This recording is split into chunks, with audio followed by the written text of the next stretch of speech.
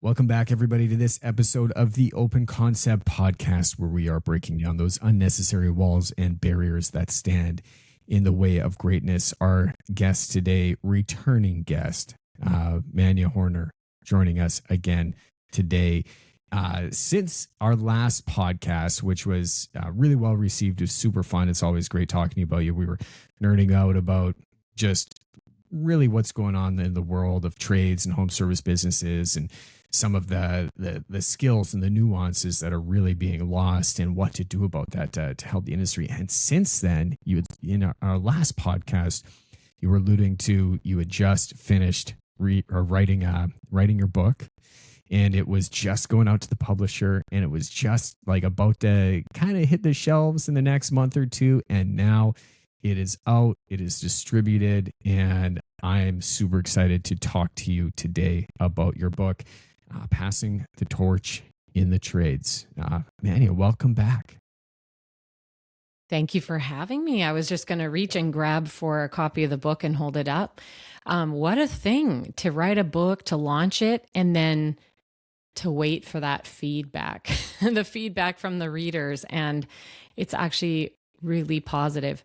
I was quite worried I'd get, guys in mechanic shops and construction companies and HVAC going, this is bullshit, who wrote this? And in fact, it's been the complete opposite. So I'm really pleased about the response, and people buying, 10 copies for their coworkers, and it's just really good, really, really good. I mean, I thought it was a great book. I haven't read the whole thing, but I've jumped into it, and I've gotten it started, and it was awesome to hear just the background, your background as a third generation in your family tradesperson.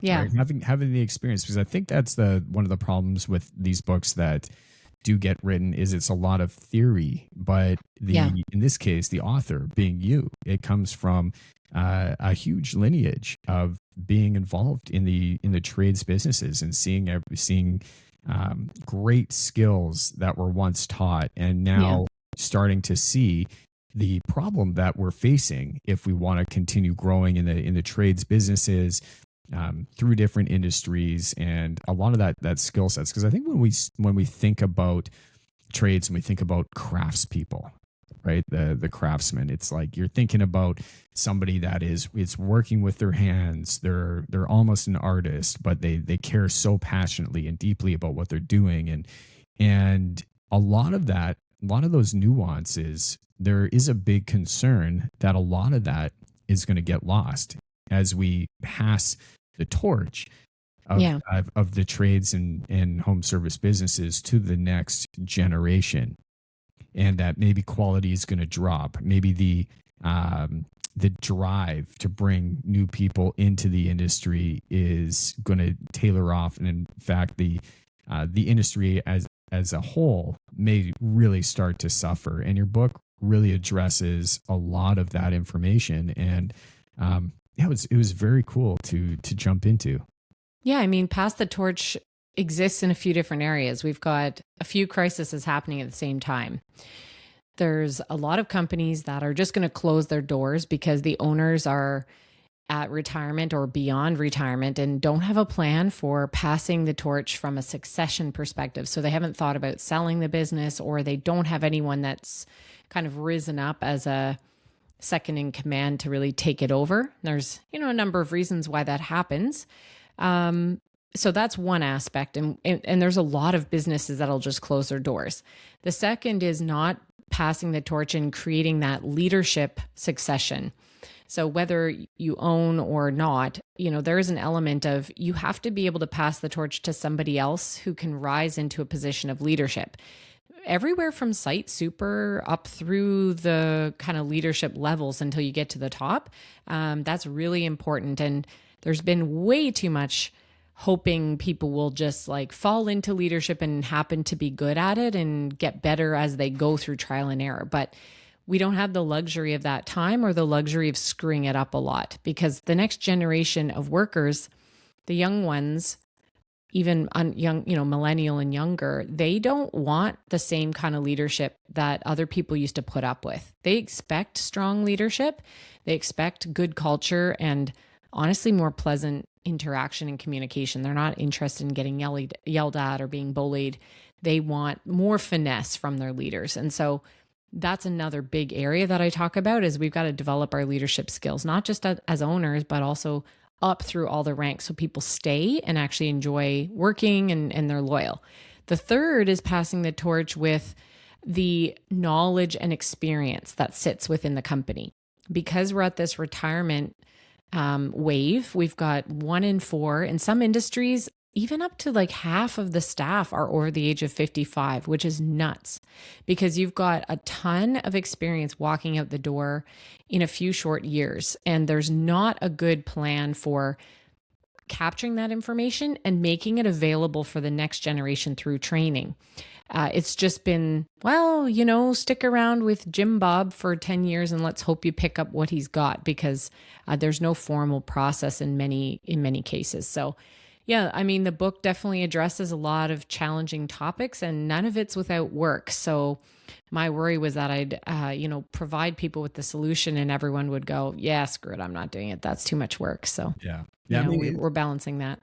I think, and maybe I told this story the last time we were on the podcast, but the way that I learned, I worked when I joined a construction company pretty well right out of high school. Mm-hmm. I was partnered with a foreman, right? Yep. And I worked with him, next to him, and the way that I was told to learn was follow, watch, do. That's Yep. it. Like, don't ask many questions. I remember, man, I was like 33 days and we did not talk to each other. We worked side by side with each other and we did not speak. If I asked a question, he would just look at me and just expect that I would know what to do. And I would try and do something. And if I did the wrong thing, he would throw the thing and he would go and he would do it himself.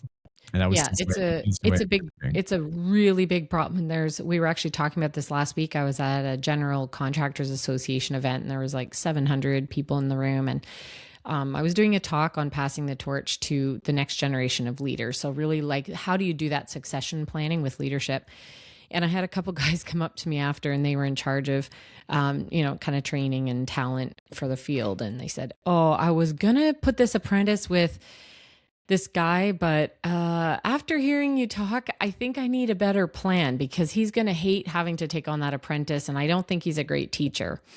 And that's the case. And it sucks, because then you've got somebody like yourself who's eager, wants to learn, but now you feel stupid for speaking up and asking questions. And that's a big issue, which we've solved with some training. We actually did a program recently for a bunch of glaziers out in Washington State. And we did 2 parts of the program. So we trained all the apprentices and journey people to speak up, and we gave them these different models that they could learn and practice. And there was a lot of practice involved in role plays and demos and, a lot of interaction all around communication. So we're teaching them to speak up, ask questions, get clarity. But then we delivered the leader workshop. And that one is teaching them that everyone else is being taught to speak up and ask questions. So it's your job to encourage that kind of behavior. And here's why. So I think that's a big step in the industry is encouraging open dialogue. Ask questions when you're not sure. Say something if something feels unsafe or you're not quite sure what to do about it, because the communication has to open up. This like kind of weird belittling for not knowing is frankly really stupid. Well, I think that one of the challenges is those that are in leadership positions right now, or the majority of people that are in leadership positions, were taught by other leaders in organizations previously that taught a very specific way, similar to the way that I learned, right? I would consider me being in a leadership position. And so me coming from a background of that, we're not communicating. We're just doing what we're told, heads down, go to work. If you mess something up, you get slapped on the wrist, you get penalized, and you're going to do it yourself. And if you wanted to keep your job, then you just had to suck it up and keep working and eventually learn. And that is how I learned. So when I just shaped by my environment of going through that, naturally one would think, well, this is the type of leader that I would become. And because you do have a lot of that mentality, oh, this is the way that it was. This worked really well for me. But that's not really going to serve the next generation. No. So a lot of leaders in position today, they come from this background of how they learned, what got them to where they are right now. But now it is their responsibility to take what ultimately served them well and decide what is going to serve this next generation well. And they're going to have to take some of those skills that they've learned, and they're going to have to develop new skills in order to pass that down. I think we're seeing a lot of that transition happening right now at this time. Yeah. Actually, I have a whole chapter in my book where I just talk about the different generations and kind of bust some myths around, Gen Z, they don't want to work, they're lazy and blah, blah, blah. Like there's all this negative stuff around each of the generations and not enough positive, actually. So I made a point in this chapter to talk about every generation and here's the good stuff we should take from them. And I used a lot of stories and examples. And then what's the stuff that's not so good that we need to kind of just shed or leave behind? And one of those things is that abuse that everybody experienced in their training of getting yelled at or made to feel dumb or any of that kind of bullying, a lot of peer pressure for addiction on the job, a lot of like drinking culture that's really pushed.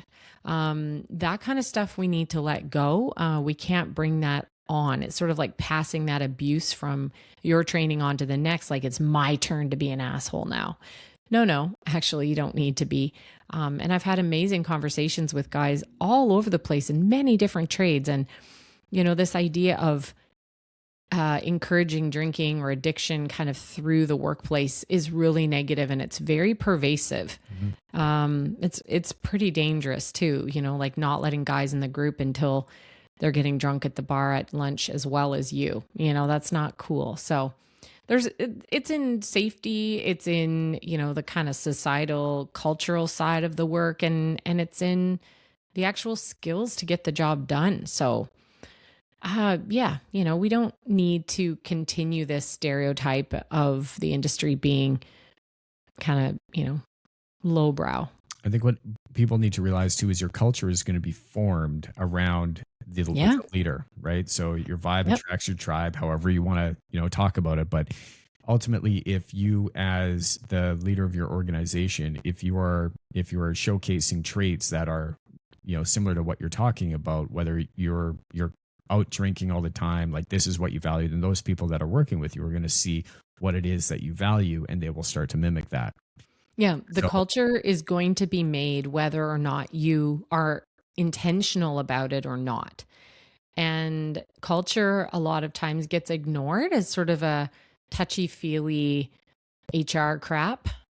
And that's very far from the truth. Every company has a culture. And I'm not talking about, ping pong tables and granola balls at the nutrition hub. Like I'm not talking about that. Certainly that exists in some, types of industries, but trades companies have a huge culture, very strong. And it wasn't necessarily formed out of intention, but it's there, whether you intend for it to be there or not. And it can be hard to change. So it's important to think about that intentionally. If you're small and growing, or if you're starting out, what kind of a culture do you want to be?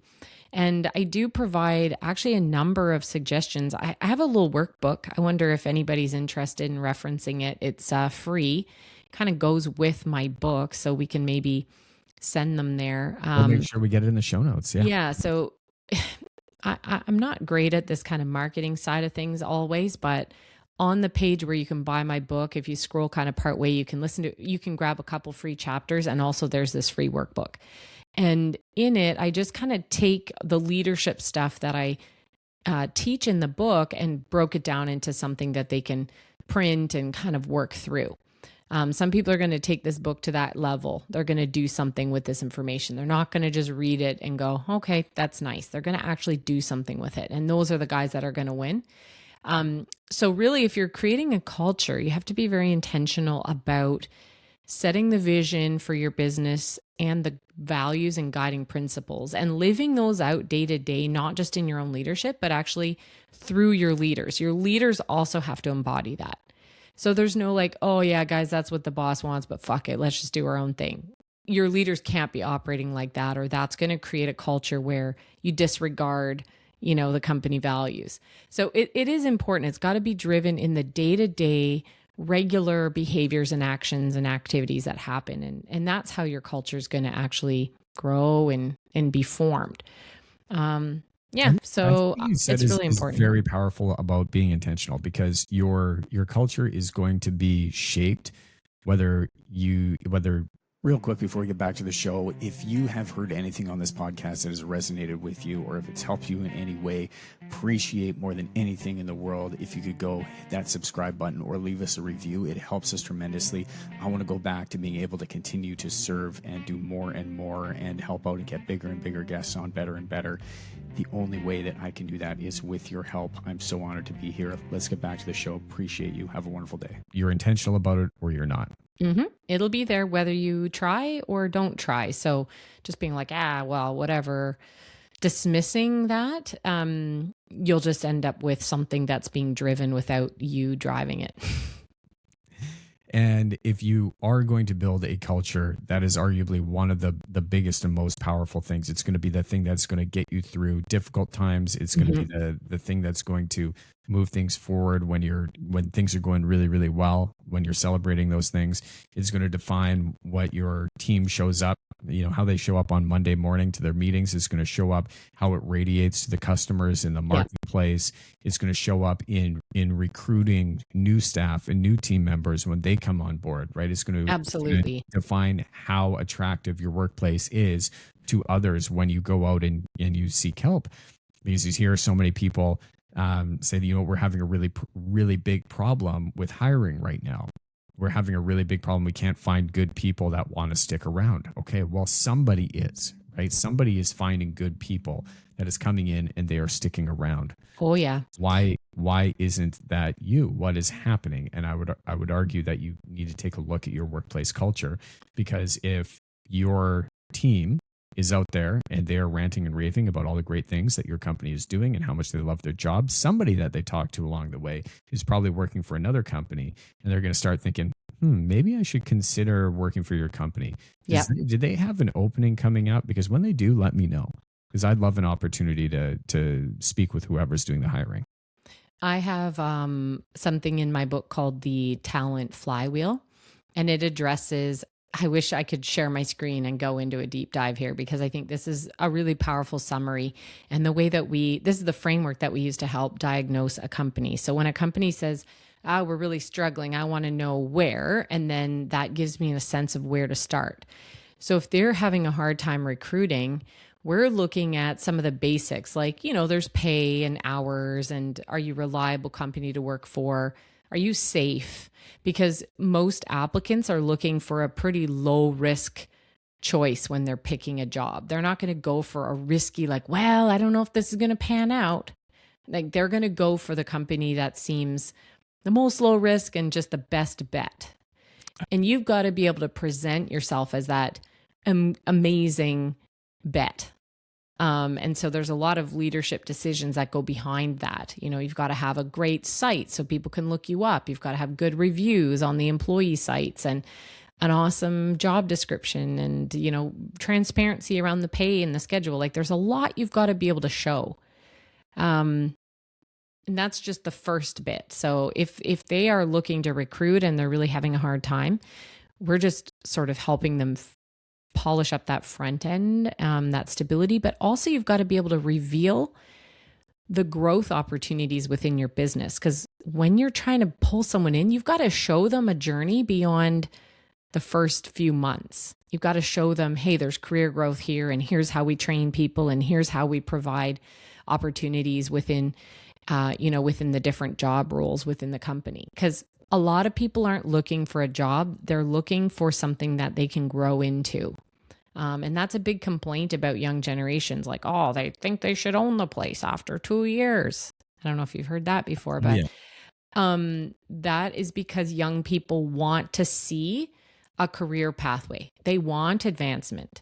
They want to be able to have a voice and be connected to something that matters beyond just hammering shit. Like, I think they want opportunity not only to fulfill their own goals, but I have found and to voice what you were saying, to mirror what you were saying about these younger generations. I work with high school organizations, and I see some of these kids, grade 11, grade 12, and they are driven kids, the ones that are specifically a part of the program that I'm mentoring in. But it is unreal to see the amount of dedication, the amount of drive that they have to do well. But they are far less motivated by material things than they are impact. And that's one thing that I've noticed. Like these kids, they don't really care if they own their home. They're like, that's maybe a nice thing to do. They don't really care if they own their own company. Most of them maybe do, and they don't really have enough experience yet to believe that might be possible. But they sure want to be a part of a team that is dedicated to doing something that they believe in. And they really do believe that they can go and change the world. And I'm getting excited. It's a great generation. I think there's a lot of good that they want to be able to do. And you're right. Like there's, yes, pay matters because it's expensive right now to live. And so, people want to be able to live their life and afford things, but there's a lot more to it than that. They want to be respected and they want to see that there's growth for them and they want to have pride in the place they work. So that's the second part of our framework is if you want to build really solid teams that work together well and that have consistency across crews, because we do work with companies that have many crews, right? Not just one, but they've got them in different states or different provinces and they're working on different kind of projects and jobs. And so we want to have that consistency across crews and teams. And so when you're building this team, there's great leadership within the team. You've got to have awesome leaders that are supervising these crews. You've got to have very clear expectations. You've got to teach your leaders how to give feedback, set expectations, create that culture that takes the top vision and values of the leadership and spreads them out, disseminates them down to every last worker, every last corner of the company. And behind that is a really solid onboarding engine, really solid training opportunities. Because in order to have consistency, you've got, and that team building, you've got to train, you've got to keep nurturing people with strong leadership. So that's the second part of the framework that is really important when a company is going, okay, yeah, we're recruiting. Okay. But I just want to build teams that are really strong. And we're in that phase of our growth. So you're talking about doing a lot, right? Somebody's listening right now and they're in growth stages of building their company. Maybe they're third year in, fourth year in, they maybe have a couple of staff, but they're still doing a lot, right? They're still doing sales. They're still managing projects. They're probably still doing, their books to some degree. Maybe they have a part-time bookkeeper, but they're on the tools. They're doing the thing. They've hired some help, but they're pulling their hair out right now. And they're trying to grow. They maybe have an apprentice with them, but they're at this stage where they can't give up working on the tools because they have this fear that nobody else can do it better. And they hear you saying, we need to have good onboarding. We need to have good leadership from everybody across the team, but maybe they don't have a big team yet. But they want to get there, but they have this frustration that it's just too much to do. It's too overwhelming. So naturally, their leadership style comes through as less than desirable. Yeah, maybe right? Control. Trying to control all the pieces. Maybe it's controlling, but that's because there's a fear of things falling apart. Right, building a business can certainly be fragile if you don't have the right people in place. But to pass that trade, to have that past the craftsmanship, past the leadership, down to this next person, somebody that's really growing their business, that wants to start their company in the trajectory, in the right direction. What sort of advice would you give them, assuming they don't have a strong onboarding plan? They're trying to attract talent. They know that they need to put somebody in place to help get them offsite, off the tools. And they're thinking, how the heck do we do this? Because there's not enough time in the day to do that and get the work done as well. Well, I would say you could always give me a call because that's what we do. But I'm not here to sell, but it's true. It's hard to be running all of the jobs and wearing all the hats, especially if you're still on the tools trying to get things done for clients. Often I think, what you want to do is start buying back your time. And we have this friend, I see your book in the background, Dan, he's got his book, Buy Back Your Time. Get the administrative stuff off your plate first. If you're still doing your books at night and emailing and setting up appointments, just get that off your plate. That's low. It's kind of lower skill. I hate to, diminish, but it's stuff that you don't need to be doing. So start there, get that off your plate. Number two, I would say if you're going to start trying to get some of the work off your plate from a client perspective, because that's Dan's next thing is to get, buy back your time on the client side, start recording yourself. So we do a lot of video capture with body worn camera. So set up tripods, wear the camera, start narrating, and then hire somebody to turn that into your videos.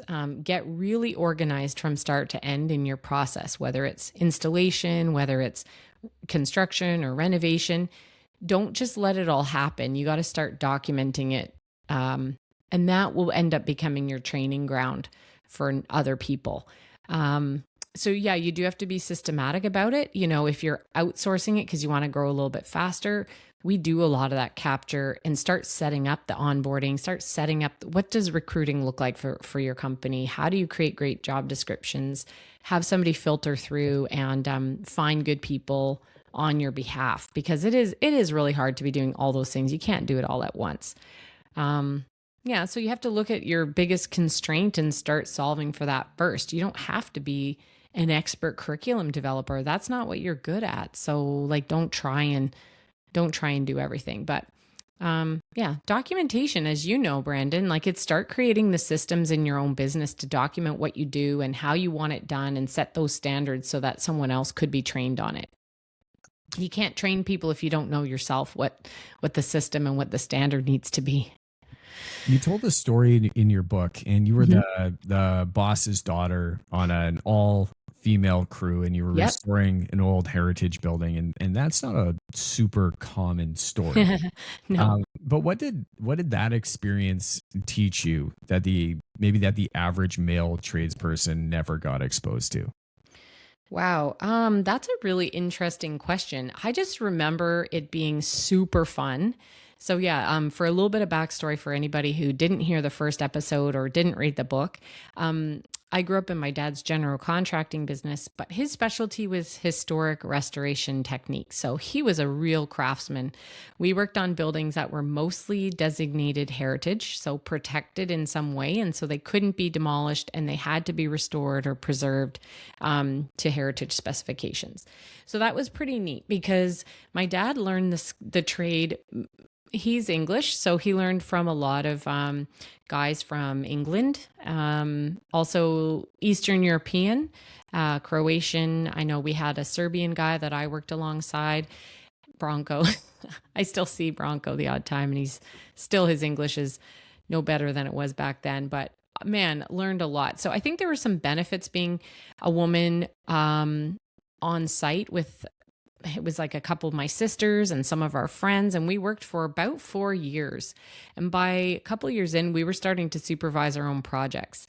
We knew exactly what was needed. We knew the methods.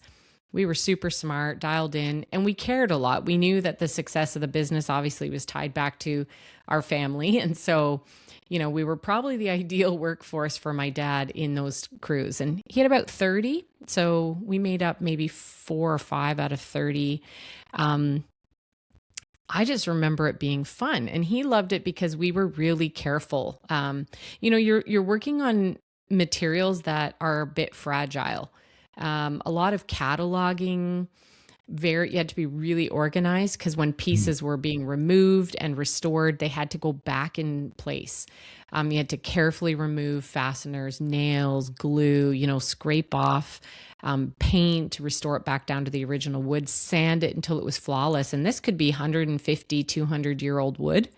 And so, removing old historic wood windows where there might have been broken or missing glass, we had to reglaze, replace with glass that was old, and it breaks really easily. So there's a lot of frustration, but yeah, I just remember being fun. It was very tactical. You had to be really precise. And I think we were really good at being gentle enough. You couldn't gouge the wood when you were stripping it. And, and I learned a lot too, that how to just work in that all male environment. They were really quite respectful, probably had that protection of being the boss's daughter, like that might be screw up and find out. But it always was an amazing workplace for me.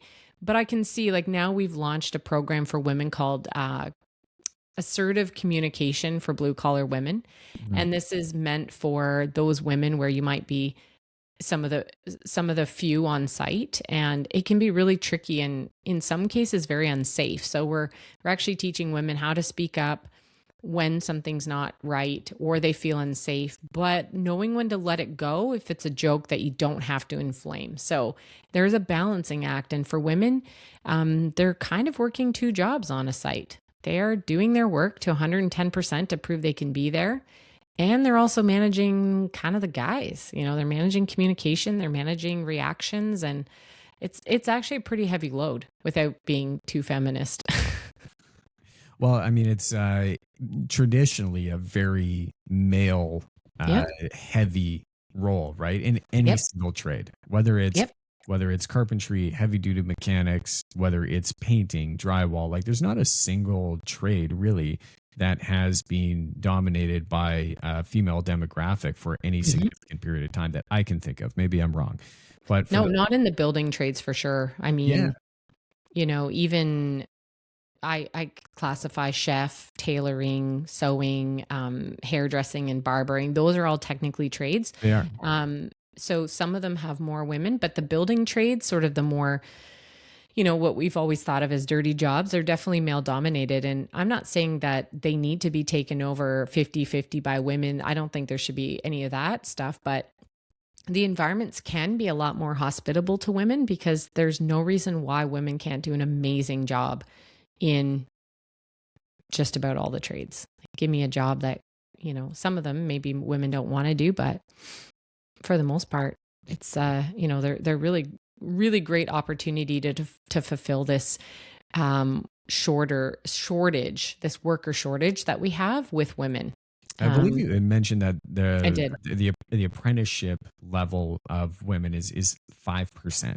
Yeah, it's super low. Is that accurate? 5% of women in construction apprenticeships right now in Canada? Yeah, it's really low. And the rates of completion for apprentices are already about 50% and even lower for women. So it does indicate that either they get into the trade and go, it's not for me, or they're in the trade and they, decide, yeah, this isn't hospitable enough for me. Like, I'm out. So there is some, like I said, women have to prove themselves 110% in the job to prove that they can be there and do the work. And then they have to manage comments, jokes. A lot of women also will kind of pose themselves as more masculine so that they feel a little bit like they're fitting in with the guys. And we have that conversation a fair bit within our team, like women having to just, even I do it. I act more masculine when I'm working with my clients and on site. I do it. I see it. It's just what we do. So I think women need to be encouraged that they don't have to be that way in order to be successful working in the trade. And that'll slowly shift. I think the generations perceive women a little differently now than they did even probably 60 years ago. And well, let's talk about generations again. Let's go back to talk about the Gen Z and Sure. Generation Alpha, maybe. Yeah, so alphas are the young ones. Alphas are Alphas, the and young I'm ones. not going to get into like date cutoffs Yeah, because yeah. you Google it and you get 4 different answers. But alphas are my kids. So my up to about, oh goodness, is it 2010 are alphas? Anyways, we have to get into that. They're the ones that are just kind of graduating high school. Gen Z are the ones up to the age of around 30. Right. So they're the ones in their 20s right now. Millennials are kind of in the 30s and 40, early 40. So that's maybe a good way to think of it right now. The ones in their teens are the alphas. The Gen Zs are in their 20s. The millennials are in their 30s. So Gen X are in their 40s and 50s. This and boomers next are generation 60. That's coming up. That's really going to be starting to move things forward in the industry, right? We're talking about Gen Z specifically. Mm-hmm. So that's going to be somebody that is in their they're in their 20s right now, teens, early 20s. They're really starting to decide if trades for them is going to be a career, because in your 20s, a lot of people start down that path, right? Maybe they do a bit of traveling, but ultimately they're thinking, all right, we should start thinking about a career. We should start investing our time into something that we enjoy. We should start investing our money into learning skills that are going to serve us in the future in our 30s. Is, naturally at some point, maybe you want to have a family, maybe you want to buy a house, maybe you want to move on, but whatever that is, however that vision serves you, like Gen Z really is going to be playing a foundational piece in how these next handful of years go, and certainly how the torch is going to be passed to the generation after them. Yeah. Right. But I think you made a comment that they're switching jobs like every year or every like 1 point. Yeah, every couple of years, Gen Zs are switching jobs, and that's so interesting, isn't it? Yeah, and I wonder, is that exploration of just developing different skill sets? Is it jumping industry to industry? Is that because there's not enough work that's actually can sustain their goals? Is there the person that they're working with, maybe the vision isn't big enough, so they hit a point and they think pretty quickly, hey, we're not actually going to be able to fulfill our goals here. But someone who might say that these kids have, I call them kids, but they say that they might have no loyalty. Right. What would you say back to them? I think there's a lot of reasons why this age group is jumping around so quickly. I think they do have some challenges with sticking things out. So I think there is something to be said about that. When things get a little bit harder, or they're getting bored, or they're just like, yeah, I'm over this, I'm going to try something else. I think there's an element of that. Whether that's loyalty or distraction, or they just move so fast, like they're not cool with sticking something out, even though it's painful. I think there's something about that. And that is a big challenge. In my book, I talk about the good stuff from every generation and the stuff that they need to maybe work on, because no generation is perfect. And the Gen Z, what I do suggest in my book is that they've got to learn and recognize that to achieve mastery in anything, you have to put the time in. You're not going to be an instant success in something that takes the 10,000 hours to master. And, if you want to get really good at filming on YouTube and creating content, you got to put in the reps for that just as much as if you want to get really good at setting tile. Yeah. I think it's the hard part is one feels a little sexier than the other. I don't know if it's a matter of loyalty, and I don't want to place the blame on company owners to say like, well, you got to do a better job, but everyone has to do a better job. And actually, it's funny, Brandon, my next book, my dream is that I'm speaking to the young worker, like guy, girl, you're only going to get good if you put in the reps. Like you got to do the work. And this is something I think parents have to step up and actually parent this way. Like, I don't know how, I can't remember if you have kids or not. Sorry, Brandon. I think you do, but I have 2 girls. Yeah, as a parent, I'm parenting alphas. That's what they're called. Yeah, alphas. And they want to quit everything a million times. And it's my job as a parent, and I'm a big bad millennial. I'm in the early 40s where it's like everybody still is crapping on millennials. Like we're the ones who, complain about everything. But actually, we're now parenting the alphas, and I have to say to my kids, you want to quit piano? You've only done it a year. No, I'm sorry, but you got to keep going, because you're not going to know if you're good at this until you do it for like 5 years. And then maybe you'll actually enjoy it because you can play some pop songs. And that's my job as a parent, is to help my kids persevere even when it's hard. So I do think there's a lot to be said about parenting, supporting kids, pushing them through even when it's hard. And this is why I think actually, sometimes I wonder with hockey, let's just say, like, oh man, there's this like parents and they're pushing their kids or dance. Is that too much? No, I think it's good. It does provide them with a sense of, I got to work hard at this and it's going to be tough and I'm going to cry about it because I lost, or I'm going to hate it because I had to, be there so many hours. But we got to keep encouraging kids to just push through when stuff's hard. Otherwise, nobody's going to be tough enough to stick it out in a job. So there's a bit of that. I think it's also a fine line, because I see a lot of these parents, and I'm getting a little off topic here, but I do see these parents that are very, they're driven. They're pushing their kids. They're keeping them in there. They're showing up to meetings. And if that is in fact if the intention is because you want the kid to learn these lessons to get better, then 100%, like there's a lot that can be said for that, and pushing them and moving them. What I see and where I think it's a dangerous line to cross is when those intentions don't become for the kid and they become for the parents. Totally agree. That are now pushing their unfulfilled desires onto their children. Yeah, onto their children. Yeah, the thing or never did the thing, and now they're pushing this so that they can say that their kids are doing it because it was something that they never got to do, and they're doing it for the wrong reasons. They're doing it for selfish reasons versus helpful reasons, and that we see in business sometimes too, right? From a leadership side, in how we lead our team, and how we lead our staff, and how we choose to invest into ourselves. But that's what I would say. I think it is a very fine line between. It is a fine line. But, one thing that comes up a lot when I talk with leaders in construction is like, it's those last few weeks of a project that are the hardest.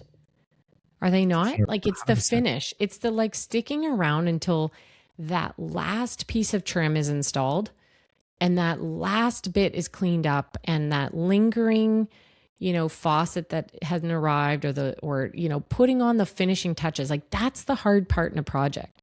Yeah. And I think that like sticking around to finish to the final detail, there's a tendency to want to pull guys off because like, oh, we're almost done and things are like petering out. No, keep the guys there, get it done. That I've talked to a number of different guys, and we sort of talk through these scenarios of how do we make sure that people finish and don't, good enough. That mentality, you've got to still be able to hold people to that standard. And sometimes with the sports or the music, I love going back to these analogies with our kids because, my daughter, she's great on the piano and does these exams on piano, and she's 13.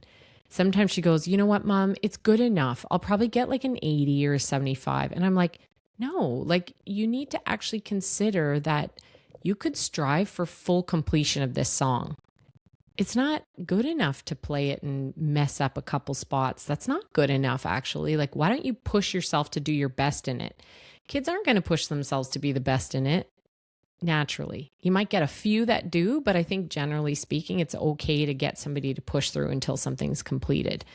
And it's just something that maybe we're letting slide a little bit in society. And I don't know. I think that could be why this is boring. I'm going to try something else. Or it's a bit messy or loud in this manufacturing plant. I'm going to go pick something else that's easier. One of the books that's behind me is written by one of the people that I looked up to most as a kid, and still to this day, Mr. Bruce Lee.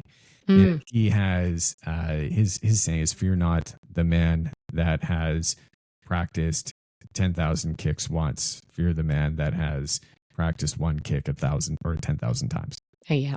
And that to your 10,000 repetitions, right? It's getting better. It's getting better. It's doing the basic things when they suck. Yep. Right? It's even though it may seem mundane, even though it may seem like it's not moving things forward, but continuing to do the things that are boring, do the boring work. That is where the magic happens, because not every day is huge leaps and bounds. Yeah. Sometimes it's consistent action. And there's something that I'd love to talk about for a bit here, and that's the idea of skill stacking. One of the things that we have to do really well as a company is develop people and show young people that they are actually on track to achieve something. You know, everybody likes to see their progress, and sometimes we have to turn around and highlight for people the progress they've made so that they can be excited about it and realize, oh yeah, I have actually come a long way here. I didn't realize, but now I can do this job and I can be successful with this scope of work. So we help build not just like general training based on knowledge, but we build skill stacking. And hear me out on this, because one of the ways that if we're wanting to hire, let's say you've got a crew of 10 of the same technician or the same worker, you want to actually break down that scope of work into the skills that someone has to stack to get to a competent person. So I don't know. I want to pick something concrete. Let's pick maybe like a drywaller. Okay. You want to be able to create 10 great drywallers. You've got to break that job down to say they're going to be able to do residential drywall in a house, hang the drywall, tape it, sand it, and get it ready for painting. Let's say that's the scope of work, and you want to create 10 great people at that.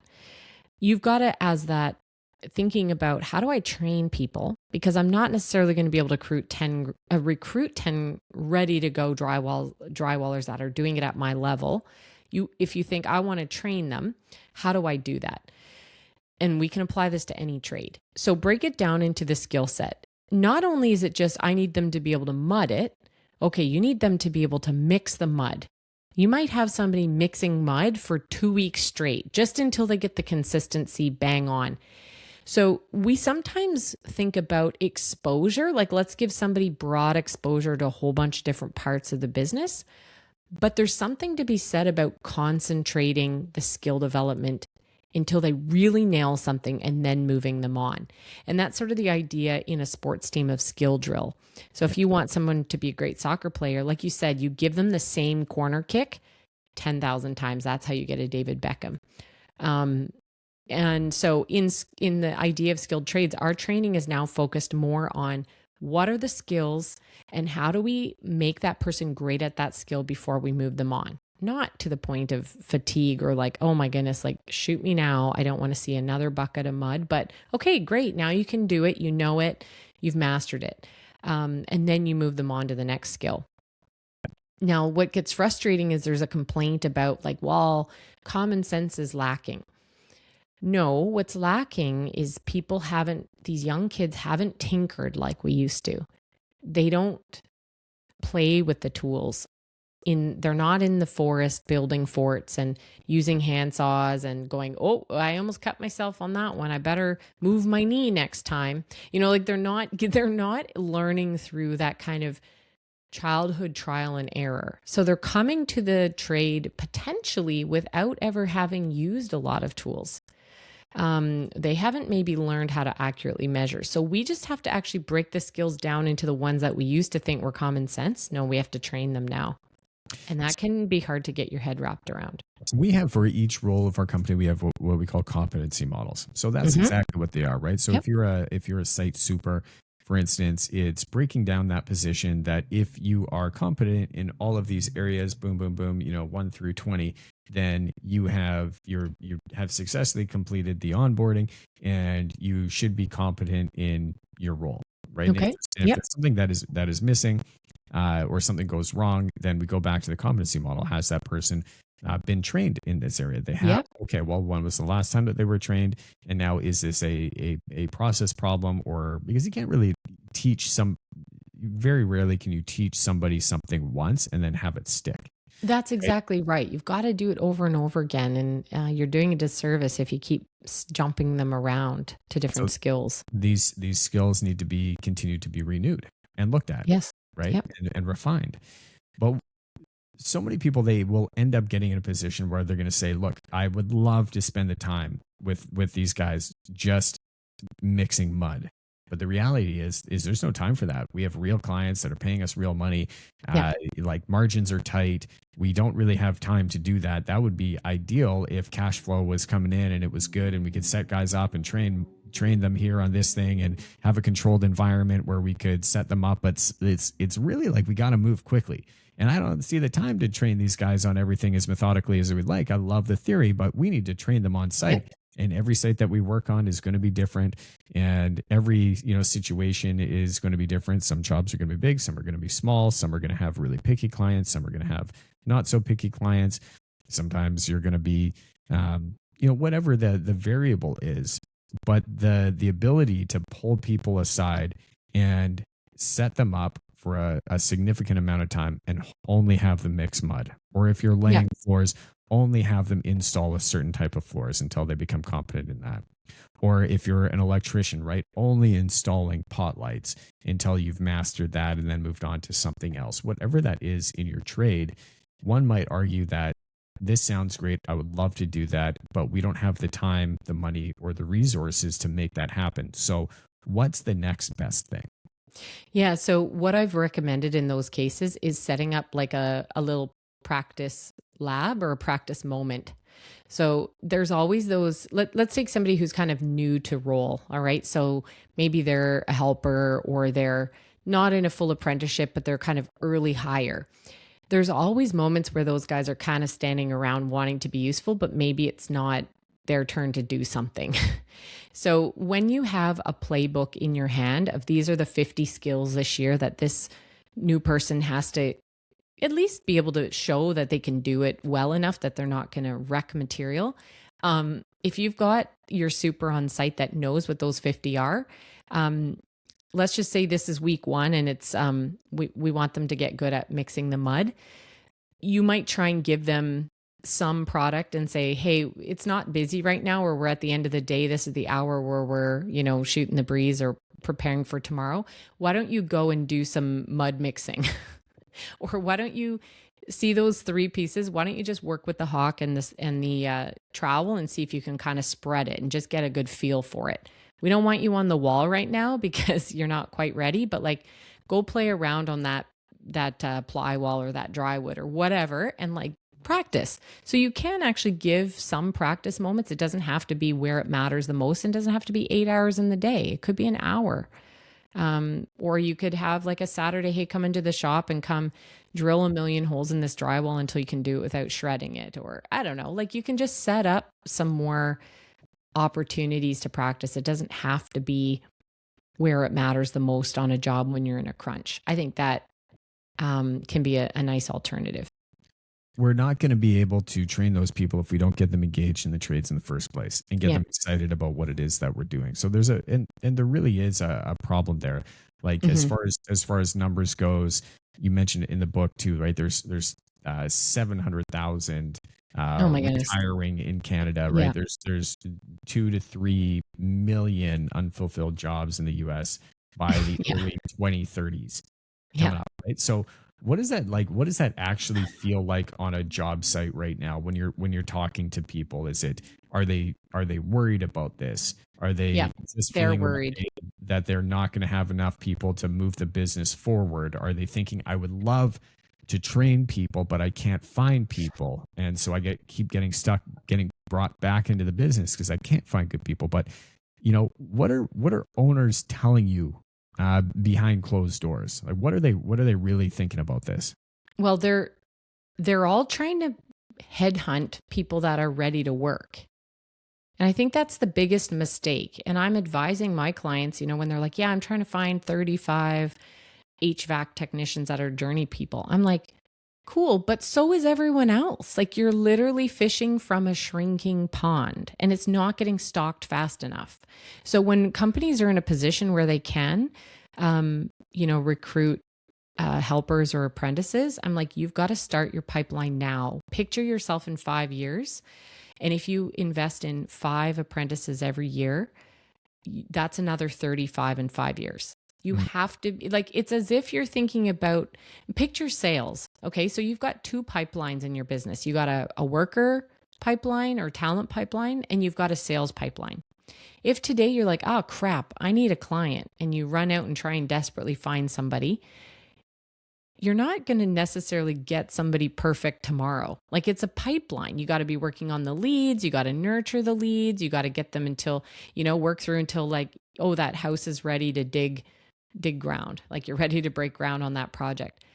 If you're like, oh shoot, I'm in a cash crunch and I need someone tomorrow, you can't expect to go find somebody from scratch and be digging ground the next day. So it's the same with your workers. You've got to think of it as a funnel. Young people coming in the top, working through with you and sustaining them through the years.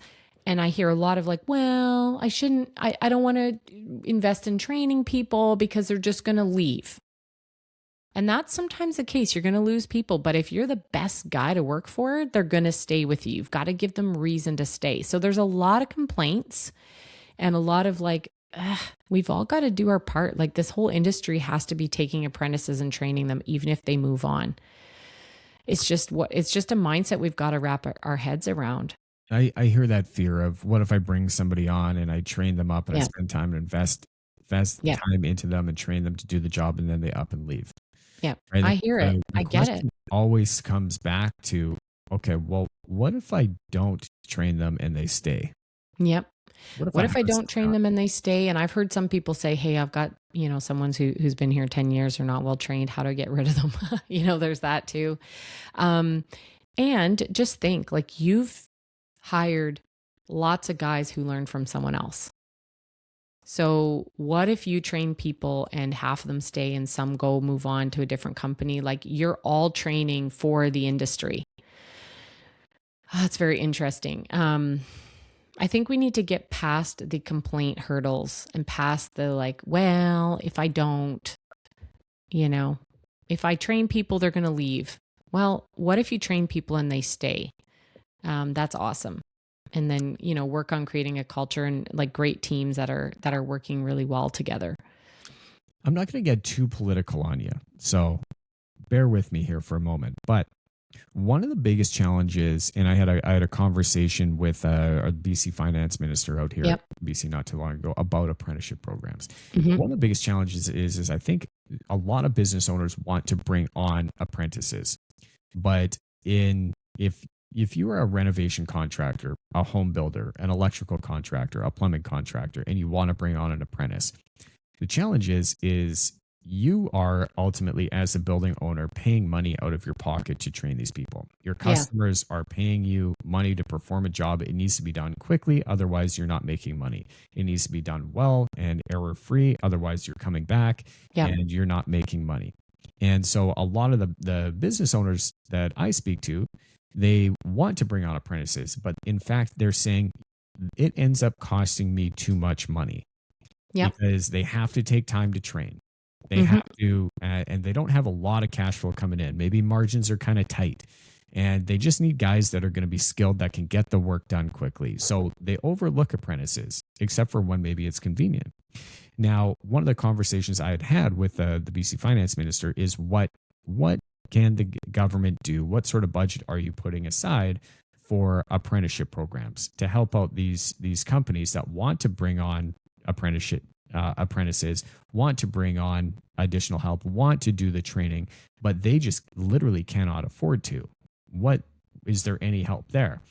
And her answer was very, very vague. It's like, it's kind of something that we're thinking about, but we're not sure how that's going to play out. My question to you is, how big of a part should the government be playing in helping subsidize some of these programs, helping get apprentices through, help offset some of the costs, some of the training, some of the burden that it may cost an employer to bring on, versus how much responsibility should be on the owners and the company's time, dollar, and resources?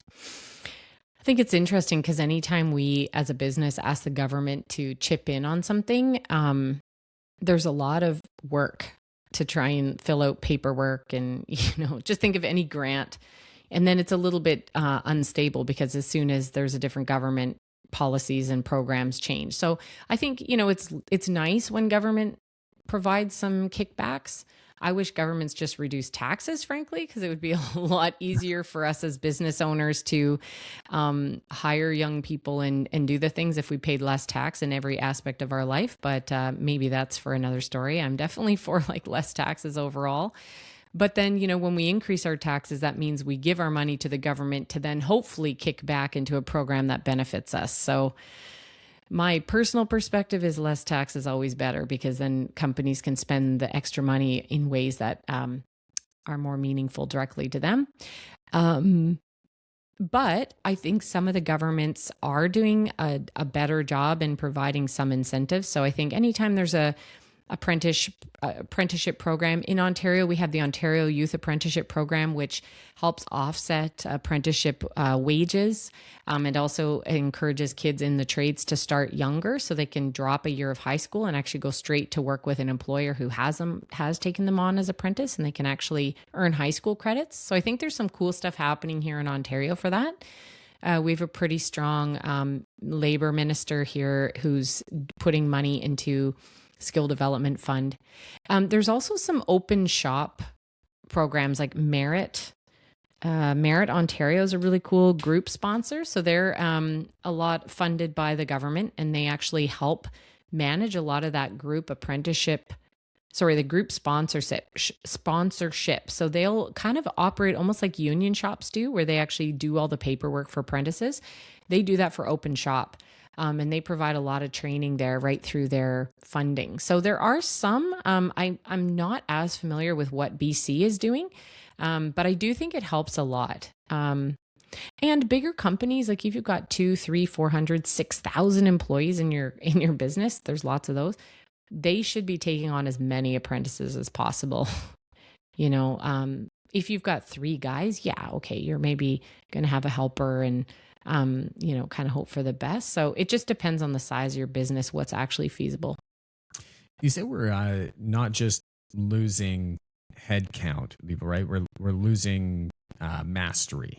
Yeah. Right. So not just people, but we're losing that craft, right? Sort of back to that 10,000 hours. Do you have a specific example of a real skill that you've seen, or a real piece of knowledge that's genuinely at risk of disappearing if we don't do something about it very quickly? Oh, I think there's a number, and they're going to be in those more specialty crafts. Things like certainly in the heritage restoration side. So I'm going to speak to what I know well. There is a big difference between new build and restore or repair. And some of my advocacy work at the government level here in Ontario is to recommend at our skilled trades college, the one that kind of holds the not the red seal, but the CFQs. So like the certificate for qualification for some of the different skills, skilled trades. I'm trying to recommend there that we have different curriculum competencies for new build and different ones for restore and repair. So think about heritage brick or stone. Those ones require a very different level of mastery than putting up a new brick or block wall. So we're really working actually in this case with the Restoration Stonemason Union, the OPCMIA. We're working with them because they really want to rejuvenate the restoration stone trade. And I think that one's really at risk. Because if you look at anybody who works in a restoration stone business, they're all old. Yeah. And they're bent over. Like it's tough. So anytime I can get involved with those guys, they're trying to train young people. I'm like, yes, because the techniques for restoring a stone cathedral or a brick home are very, very different than building new. So I think that is a trade that has to be really protected. Even concrete, repair is a very different technique and skill than laying new cement or new concrete. So those are ones that have to be watched carefully. Any of the mud trades are at risk. Tile, terrazzo. Yeah. these are very at risk. They're not attracting young people like electrical, for example. Like there's a lot of like, come, let's like, do wiring and electricity. Like that's like a lot cooler. It's like data centers. We need tens of thousands of electricians. It's a little like of a cleaner trade. There's less guys going, come learn how to do mosaic floors. Yeah. So the mud trades are hugely at risk. If you were encouraging people to get into trades these days, do you have a top 5 or like a bullet point that you would maybe recommend that people try out? Like, yeah, I don't get to talk with young people as much. Like I haven't been in high schools and places where I'm trying to help recruit and encourage young people. It's just, I've sort of gone at the leadership level to try to work backwards. And I'm hoping other people are at the schools and working towards me. We've all got to kind of take our thread and kind of unravel it and come together in the center. But the ones I love carpentry. I think carpentry is so fun. Like being in there working with wood is really neat. I think metalwork's really interesting. But yeah, like if you want to be creative and artsy, there's so many neat ones. And if you're like, yeah, just let me like work with fire and, machinery is really interesting. Like my grandfather and uncles, they were all in general machining and steel. So they were in the pouring molten steel and to make big giant buckets. And I think that's really cool, to see your bucket digging in a mine or something. I don't know. I think it's just like explore and try not to be too closed-minded because you never really know. It's just like music. Like, so my daughter's going to a school that has a really cool music program for high school and she plays piano and sings. And she's like, Mom, I want to do more music. What do you think I should do? I said, well, in high school, this is kind of your chance to try out all the wind and brass. Like when down the road are you going to be like, I'm going to pick up a bassoon? Yeah. Like it's just not the time to be exploring years later when you have to go find a bassoon to play. But like your high school has a bassoon. So give it a try, see if you like it. So I just wish that high schools had way more opportunity for kids to. This episode is sponsored by New Vision Projects, and everybody has heard the horror stories that happen. They have a friend of a friend or a neighbor that's been renovating for years on end, or they've been building a home and it just hasn't gone the way that it needed to go. Budgets are blown through the roof, timelines, forget about them. New Vision Projects has an incredibly strong track record for over 15 years of working with customers, serving them at the highest level. If you are considering building or renovating, check them out on Instagram at New Vision Projects or at newvisionprojects.com. Building the homes you want with the confidence you need. New Vision has you covered. Let them show you why they're different. Back to the show. Try multi-trade and just like explore. So I don't know. Yeah. We need to do better in the high school level and even middle school and give kids a chance to try stuff younger. I'm going back and talking to a number of different high schools right now. I recently went back to the high school that I graduated from. Cool. And when I went to high school, there was 6 or 7 different shop classes, right? There was wood shop, there was your construction class, there was mechanics, there was electrical, and then there was electronics, there was home ec. I mean, you name it, right? Like there was I think there was a welding class, or it was a mix between welding and metalworks, right? But all of a sudden I go back there and it went from, 5 full-time trades teachers to now we have 1.5. And they're kind of one teacher is kind of jumping back and forth between a few things. And none of these kids are really learning much because they don't have the students that are interested in it. So therefore they don't need the teachers that are going to teach it. But now in order to get kids interested in these programs and to kickstart these programs, they need people back that are going to start to teach these programs. Yeah. And that's one of the real issues certainly that I see. But I go and I talk to a lot of these kids that are in high school that are interested in the trades and talk to them about different trades. What can they expect? And there's a lot of desire, it seems to be, across a few different trades, and very few of them are unique. And maybe this is because they don't know that they exist, but it's your basic stuff, right? I'm thinking about carpentry. I'm thinking about plumbing. I'm thinking about electrical. I'm thinking about HVAC. right? Those are sort of like the key or main trades that these kids are exposed to in high school, or they start thinking about. When I there is so much So opportunity much more. Oh in my goodness. so many different aspects of what you're talking about. But one of the problem is they're just not exposed to those types of programs until they go to maybe a trades discovery program in university or in college and try it out and test it out. So, that has certainly been a challenge. I have a kind of two more questions for you. Sure. First question is, if you were to leave a message to business owners, trades owners right now as they think about planning for their future and planning for succession, and you could leave them a message, this person is probably a little scared that they're not going to have anywhere to give their business. They're not going to have people that they're going to be able to transition their skills to. They're getting close to the point where maybe they're looking to retire and they haven't found anybody yet. What sort of message would you leave them about what the future of their business and the future of trades could look like, good or bad?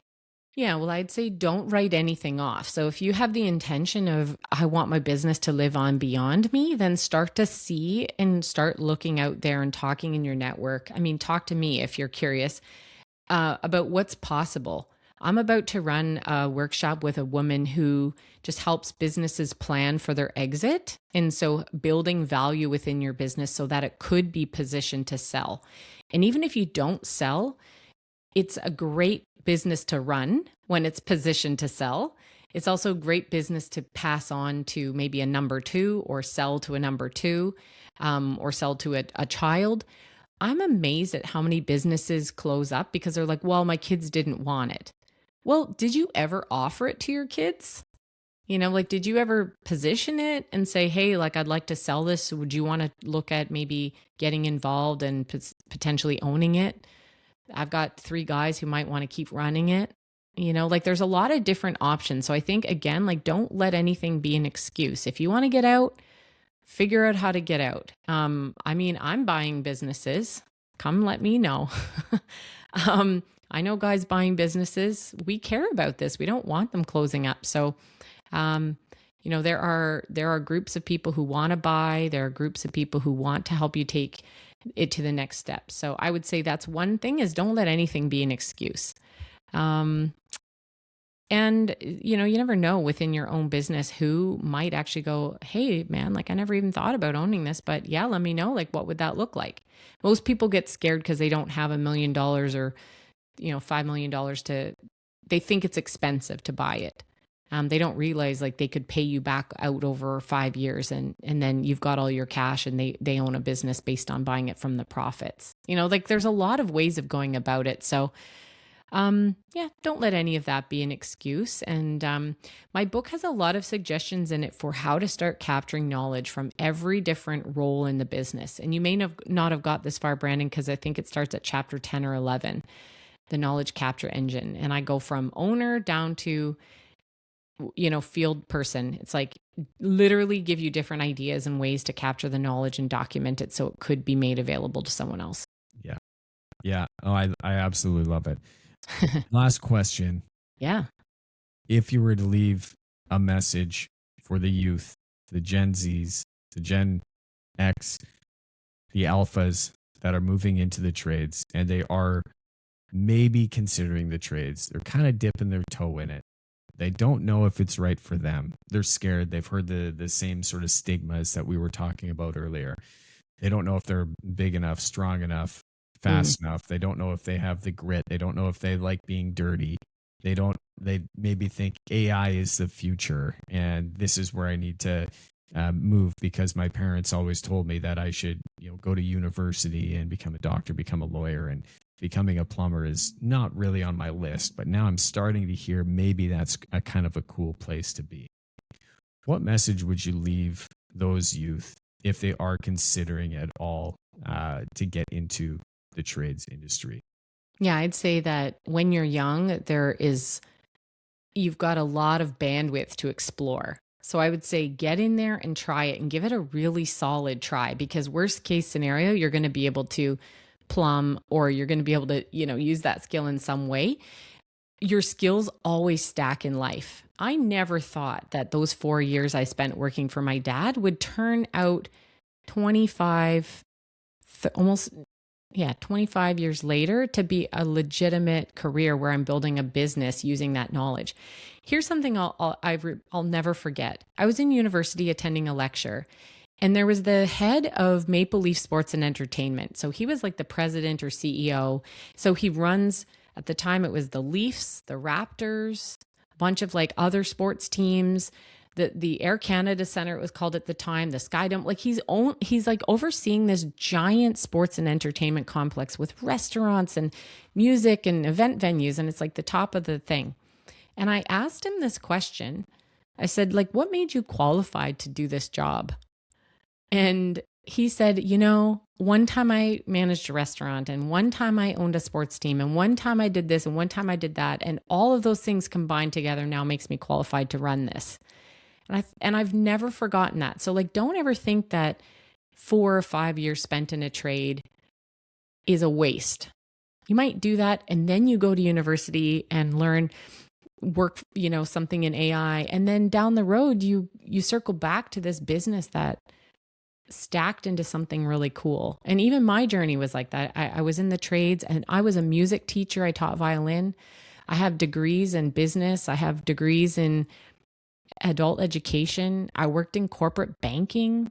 I worked in role play communication training. I worked in all these different things. And here I run a business that serves the trades, trains people. I have to market and sell my own stuff. I got to run my own business. And we do all of our stuff is skill stacking and communication role play. It's like literally everything just came together. So I would just say, give it a try. You never know. And the journey towards your career is never a straight line. You're uniquely qualified. Yeah, you. Sort of random. Yeah. I love it. Manja, thank you so much for being here with us today. Listeners, if you're with us, go check out the book. We're going to put it in the show notes. Hold it up here. The Torch in the Trades. It's actually Pass the Torch, just in case you're Googling it. Pass the Torch, a rallying call to rescue the future of trades. And I hope that anybody who reads it would let me know. Hit me up on LinkedIn or Instagram and tell me if this resonated with you in any way. Go see it. Go download it. Go buy it. And it's on Audible as well. So if you're a listener, if you haven't cracked a book since 6th grade, that's okay. You can listen to it like a podcast. And I read it. So if you can handle my voice, I think I did a really good job in studio recording it. So hopefully I love it. We'll make sure we get that information up there. And thank you so much for being here once again. It's always a pleasure to sit down and chat with you. And it's good to know that ultimately the future is bright, but it is up to us to continue to fight for that. And if we don't do what we need to do, then trades will disappear over time. And those skills that you talk about in your book are going to continue to disappear over time. So it really is up to us, to you, if you're listening out here, to do something about that. If that resonates with you, read the book. I'm sure Manja would love your feedback. Thanks again to all the listeners that are out there that are still with us. Until next time, thank you. Have a great day. You. Stay blessed. Rock and roll. We'll see ya.